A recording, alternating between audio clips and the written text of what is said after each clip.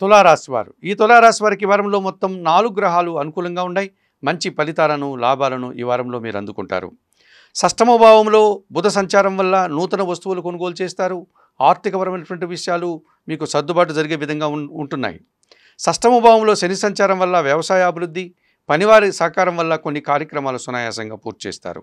షష్టమ భావంలో రాహు సంచారం వల్ల ధైర్యంగా మీరు చేసే కార్యక్రమాలు విజయాలను అందుకునే విధంగా కనిపిస్తున్నాయి. విదేశీ వ్యవహారాలు సైతం లాభదాయకంగా ముందుకు సాగుతాయి. సప్తమ భావంలో బుధ సంచారం వల్ల సమాజంలో గుర్తింపుని, సంతోషాన్ని, ఆనందాన్ని పొందేటువంటి పరిస్థితి మీకు కనిపిస్తుంది. అధికారులతో మనస్పర్ధలు కానీ, అభిప్రాయ భేదాలు కానీ రావడానికి ఈ వారంలో కొన్ని సమస్యలుగా కనిపిస్తుంది. ఆ విషయంలో తగు జాగ్రత్తలు తీసుకొని ప్రవర్తించండి. ఈ రాశి వారికి ఈ వారంలో ఆది, సోమ, శనివారాలు అనుకూలంగా ఉన్నాయి.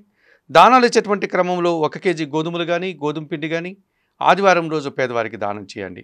స్తోత్రపారాయణ విషయంలో సూర్యాష్టకం నిత్యం చదువుకోండి. ఆలయ సందర్శన కార్యక్రమంలో భాగంగా తులారాశి వారు ప్రతిరోజు ఉదయాన్నే సూర్య భగవాన్ని దర్శించి నమస్కరించుకోవడం వల్ల మరింతగా మంచి ఫలితాలను పొందగలుగుతారు.